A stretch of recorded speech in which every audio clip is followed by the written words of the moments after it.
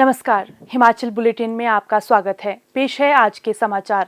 मुख्यमंत्री श्री जयराम ठाकुर ने आज हिमाचल प्रदेश विधानसभा सदन में प्रश्नकाल के दौरान करुणामूलक आधार पर रोजगार विषय से संबंधित एक सवाल के जवाब के दौरान कहा,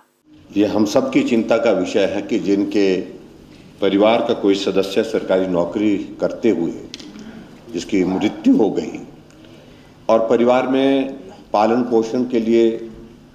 वो उस कर्मचारी जो उनके परिवार का सदस्य सरकारी क्षेत्र में नौकरी करता था उस पर आधारित थे, और ऐसे में परिवार के ऊपर एक बहुत बड़ा संकट आ जाता है। तो हिमाचल प्रदेश सरकार की ओर से जो नीति इसमें बनी है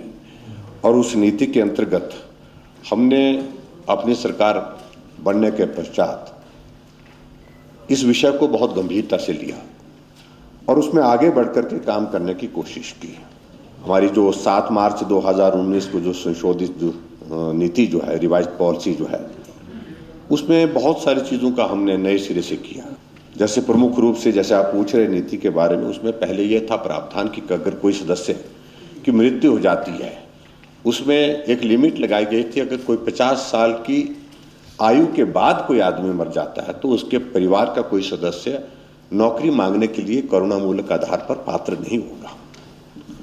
जब हमने इस सारी चीज को देखा कि हमने कहा ये बहुत एक ऐसा एक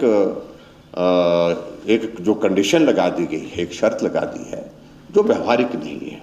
और उसमें मानवीय दृष्टिकोण भी नहीं रिफ्लेक्ट होता है, क्योंकि आदमी का जन्म, आदमी का मृत्यु आदमी के हाथ से परे है। अगर मृत्यु 50 वर्ष के बाद हो जाएगी तो उसके बाद वो उस परिवार का कोई सदस्य पात्र ही नहीं रहेगा, ये उचित नहीं है। पहली बात हमने इसमें की कि 58 साल की आयु तक, जब तक वो नौकरी, अंतिम दिन नौकरी के भी अगर किसी की अगर मृत्यु हो जाती है उस कर्मचारी के, उसके परिवार के सदस्य भी पात्र होंगे।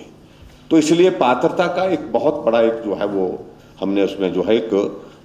मापदंड उसमें परिवर्तन किया। उसमें बहुत सारे लोग जो हमको मिलते थे, बार बार मिलते थे अध्यक्ष महोदय, वो कहते थे कि अब इसमें हमारा क्या कसूर है, 51 वर्ष की आयु में मेरे पिताजी की मृत्यु हो गई, मेरे पति की मृत्यु हो गई, हम परिवार जो है वो उनके आय पर ही आधारित था। और तो ऐसे में बहुत बड़ा संकट उस परिवार के सामने आ जाता था कि उनकी पात्रता ही समाप्त हो जाती थी। तो एक तो उनको पात्र बनाया, दूसरा अध्यक्ष महोदय कि जो आय सीमा को हमने 2 फेजेज में बढ़ा करके 2 बार हमने उसमें इंक्रीज किया और कुल मिलाकर के जो उसमें इंक्रीज किया 2.5 लाख तक उसमें जो है उन्हें एक क्राइटेरिया ये भी किया। और तीसरी बात जो आप जो बात कह रहे थे, तो हमने उसमें 706 जो हमने विभागों में जो नियुक्तियां दी हैं उसके अलावा जो है 50 जो है हमारे बोर्ड और निगमों में वो हुई और ये इनको दोनों को अगर मिलाएं तो 756 टोटल हमने नौकरियां दी हैं। जहाँ तक जो हमारे पास, मैं अध्यक्ष महोदय ये भी जानकारी देना चाहूँगा कि जुलाई 2019 तक हमारे पास 4040 मामले थे करुणामूलक के आधार पर, और उसमें अब लगातार ग्रेजुअल उसमें जो है वो लगातार जो डिक्रीज हो रही है, क्योंकि हम उसमें नौकरियां उसमें प्रावधान इसमें दे रहे हैं और उसमें जो पेंडिंग एप्लीकेशन है अब 2779 जैसा आपने कहा। और अध्यक्ष महोदय जहां तक आपने एक बात कही उसमें, एक तो ये 45 साल की एज लिमिट जो है इस पर लागू नहीं है, एक बात मैं बड़ा स्पष्ट कर रहा हूं। दूसरी जो 5% की जो लिमिट है कि 5% of the total vacancy position उस डिपार्टमेंट में, उसमें जो है उसमें हम ये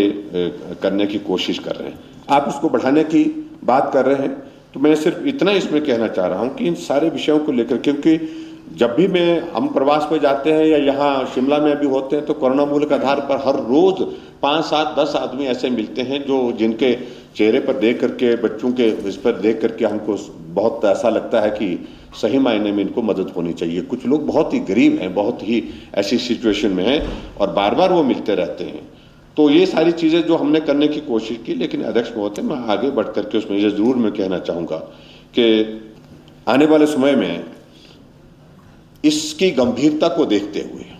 हम उस दिशा में अब प्रयत्न करने की कोशिश कर रहे हैं कि क्या ये संभव है और इसमें राहत कैसे दी जा सकती है और राहत देने का रास्ता क्या हो सकता है, उस दृष्टि से हमने तय किया हिमाचल प्रदेश में कि जो है एक कमेटी कॉन्स्टिट्यूट करेंगे मुख्य सचिव की अध्यक्षता में, और वो कमेटी इन सारे एस्पेक्ट्स को, ये 5% वाला एक ये भी है, और उसमें जो आपकी जो मंशा है कि वन गो में, यानी कि एक मुश्त में हम क्या ऐसा सोच सकते हैं, तो व्यवहारिक रूप से उन सारी चीज़ों को कैसे किया जा सकता है, उन बातों को लेकर के जो किया जा सकता है, जो भी संभावना हो सकती है, उनको हम करने की कोशिश कर रहे हैं। कांस्य पदक विजेता भारतीय हॉकी टीम के खिलाड़ी श्री वरुण कुमार, जो हिमाचल प्रदेश के चंबा जिले के हैं, उन्हें प्रदेश सरकार 1 करोड़ रुपए की नगद पुरस्कार राशि प्रदान करेगी और योग्यता के अनुसार पुलिस विभाग में डीएसपी के पद पर नियुक्ति भी दी जाएगी। यह जानकारी मुख्यमंत्री श्री जयराम ठाकुर ने आज विधानसभा सदन में वक्तव्य देते हुए कही। अध्यक्ष महोदय, हम सबके लिए गर्व का विषय है कि हॉकी में भारत ने कांस्य पदक हासिल किया है और 41 वर्षों के बाद देश को हॉकी में पदक मिला है। और हमारे लिए खुशी की बात और इससे आगे बढ़ करके है कि उसमें से एक खिलाड़ी जो उस हॉकी टीम में शामिल थे, श्री वरुण सपुत्र श्री ब्रह्मानंद, ग्राम पंचायत रसाल डलहौजी, जिला चंबा के टोक्यो ओलंपिक 2020 में कांस्य पदक विजेता हॉकी टीम के सदस्य हैं। मूलतः हिमाचल से संबंध रखते हैं। वो वर्तमान में इनका परिवार जीविका कमाने के लिए जालंधर में मिर्जापुर में रहता है। हिमाचल प्रदेश से संबंध रखने वाले सभी अंतर्राष्ट्रीय पदक विजेताओं को नगद पुरस्कार व उनकी योग्यता अनुसार रोजगार उपलब्ध करवाकर नवाजा जाता है। राज्य सरकार द्वारा 2016 से अधिसूचित नगद पुरस्कार नियमों के अनुसार ओलंपिक में स्वर्ण, रजत व कांस्य पदक विजेता को नियमानुसार पुरस्कार प्रदान किए जाते हैं और उसमें जो प्रोविजन था वो था स्वर्ण पदक को 2 करोड़, रजत पदक वाले को 1 करोड़ और कांस्य पदक वाले को 50 लाख रुपए। और अभी हिमाचल प्रदेश में जो वर्तमान हमारी सरकार है द्वारा प्रस्तावित खेल नीति 2021 में यह प्रस्ताव इस प्रकार से इसकी संस्तुति करता हूं कि स्वर्ण पदक वाले को 2 करोड़, रजत पदक वाले को 1 करोड़ 20 लाख रुपए और कांस्य पदक वाले को 1 करोड़ रुपए। पूर्व में ओलंपिक स्तर पर रजत पदक विजेता निशानेबाज लंदन ओलंपिक में 2012 को 1 करोड़ रुपए नगद पुरस्कार राशि दी गई थी। वह सेना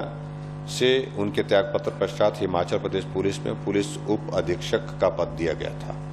प्रदेश सरकार श्री वरुण, जो कि टोक्यो ओलंपिक 2021 में भारतीय हॉकी टीम के सदस्य हैं, को प्रदेश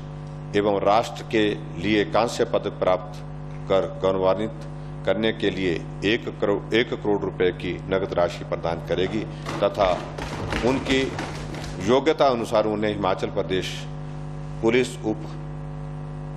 अधीक्षक के पद पर नियुक्ति भी देगी ताकि भविष्य में युवा खिलाड़ी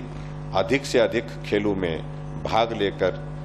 प्रदेश व राष्ट्र का नाम रोशन कर सके। राज्य हस्तशिल्प एवं हथकरघा निगम के उत्पादों की ऑनलाइन बिक्री और इन उत्पादों को प्रोत्साहन देने के उद्देश्य से मुख्यमंत्री श्री जयराम ठाकुर की उपस्थिति में निगम और फ्लिपकार्ट ई-कॉमर्स कंपनी के मध्य एक समझौता ज्ञापन हस्ताक्षरित किया गया।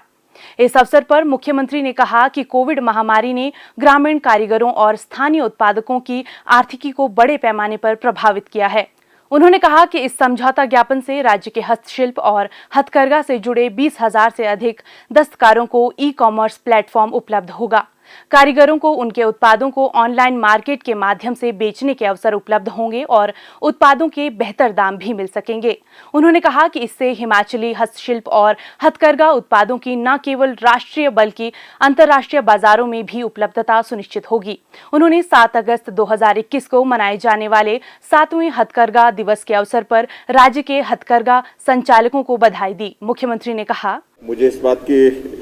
प्रसन्नता है कि आज एक एमओयू जो बहुत महत्वपूर्ण है, जो छोटे हमारे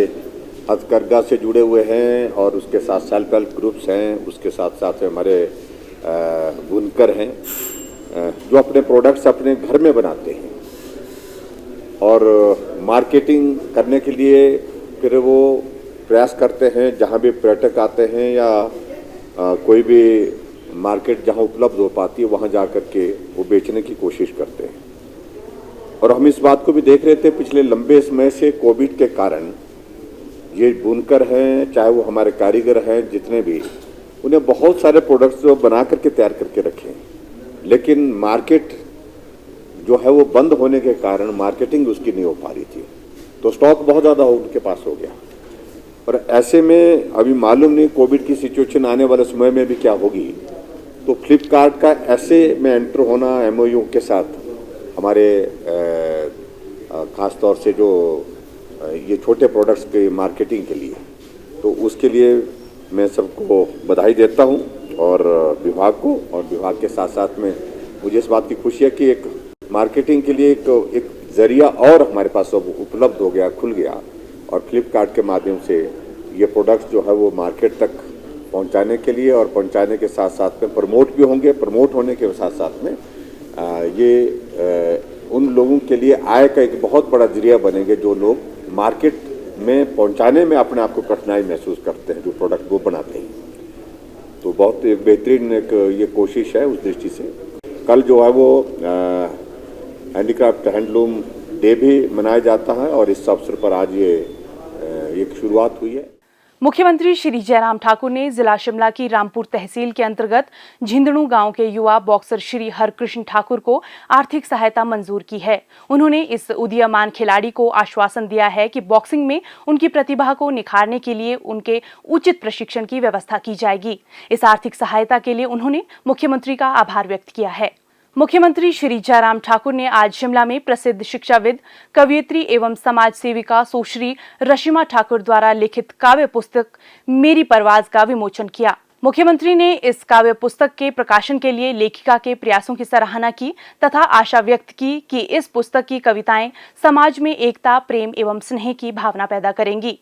स्वास्थ्य एवं परिवार कल्याण विभाग द्वारा दोपहर 2 बजे जारी बुलेटिन के अनुसार प्रदेश में कोरोना संक्रमण की जांच के लिए आज 2249 लोगों के सैंपल लिए गए, जिनमें से 562 लोगों की रिपोर्ट नेगेटिव पाई गई है, जबकि 1678 लोगों की रिपोर्ट आना बाकी है। अभी तक 28,95,504 लोगों की जांच की जा चुकी है, जिनमें से 26,86,671 सैंपल की जांच नेगेटिव पाई गई है। प्रदेश में कुल 2,07,103 लोगों में कोरोना वायरस के संक्रमण की पुष्टि हुई है, जिनमें से 2,02,055 लोग इस बीमारी से ठीक हो चुके हैं और 1,492 व्यक्ति उपचाराधीन हैं। हिमाचल बुलेटिन देखने के लिए सब्सक्राइब करें YouTube channel DPR Himachal, follow करें ट्विटर @DPRHP, लाइक करें Facebook page information and public relations department Himachal Pradesh, visit करें वेबसाइट www.himachalpr.gov.in। इस अंक में इतना ही, कल फिर होगी मुलाकात। दीजिए इजाजत, नमस्कार।